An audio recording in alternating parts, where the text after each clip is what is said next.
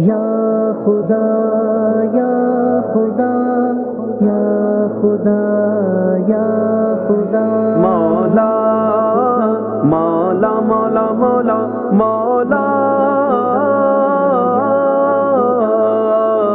مولا میرے مولا میرے مولا اعوذ باللہ من الشیطان الرجیم بسم اللہ الرحمن الرحیم۔ ناظرین کرام السلام علیکم ورحمۃ اللہ وبرکاتہ۔ انشاءاللہ تبارک و تعالی آج ہم لوگ پڑھیں گے شرح میعات العوامل میں عوامل قیاسیہ کے متعلق۔ اس کے متعلق میں آپ کو بتا چکا کہ یہ کتنے ہوتے ہیں، اور مطلب ابھی میں نے یہ نہیں بتایا ٹوٹل آپ کو کہ کون کون سے ہوتے ہیں۔ ہاں اتنا ضرور بتا دیا کہ ان میں سے پہلا جو ہے وہ ہوتا ہے فعل، ٹھیک ہے۔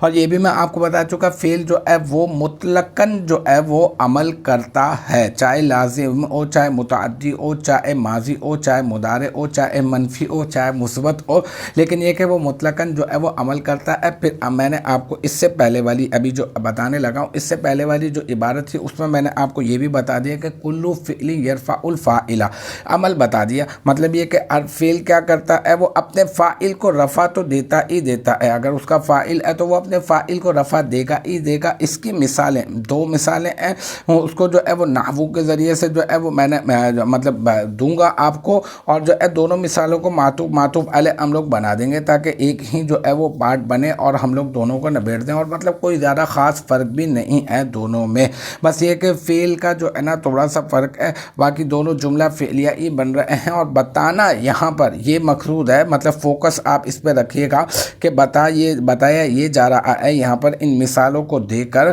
کہ فعل اپنے فاعل کو رفع دیتا ہے، فعل اپنے فاعل کو رفع دیتا ہے۔ نحو قام زید و ضرب زید، دیکھیں نحو یہ بن گیا مضاف، ٹھیک ہے، اور قام جو ہے فعل سیگا واحد مذکر غائب، اور زید بن گیا اس کا فاعل، اور پھر فعل اپنے فاعل سے مل کر کیا بنا، جملہ فعلیہ خبریہ۔ تو اب میں آپ سے پوچھوں جناب اس قام فعل نے کیا عمل کیا، تو آپ کا جواب یہ ہوگا کہ اس نے اپنے فاعل کو حالت رفعی میں کیا۔ اس کا فاعل کون ہے، اس کا فاعل ہے زید، تو میں نے زیدن نہیں پڑھا، زیدن نہیں پڑھا، کیوں؟ میں جانتا ہوں کیونکہ فعل اپنے فاعل کو رفع دیتا ہے۔ تو قام فعل، زید فاعل، فعل اپنے فاعل سے مل کر جملہ فعلیہ خبریہ ہو کر یہ بن جائے گا معطوف علیہ، پھر واو حرف عطف، پھر ضربہ یہ فعل صیغہ واحد مذکر غائب، اور زید اس کا فاعل، پھر فعل اپنے فاعل سے مل کر جملہ فعلیہ خبریہ ہو کر یہ کیا بن جائے گا، یہ بن جائے گا معطوف، ٹھیک ہے نا۔ دو جملے ہو گئے، ایک قام زید اس کو معطوف علیہ بنا دیا، اور ایک ضربہ زید اس کو معطوف بنا دیا، پھر معطوف اپنے معطوف علیہ سے مل کر بن گیا نحو مضاف کا مضاف الیہ، نحو مضاف اپنے مضاف الیہ سے مل کر مرکب اضافی ہو کر بن جائے گا مثالہ مبتدا محذوف کی خبر، اور پھر مثالہ مبتدا محذوف اپنی خبر سے مل کر بن جائے گا جملہ اسمیہ خبریہ۔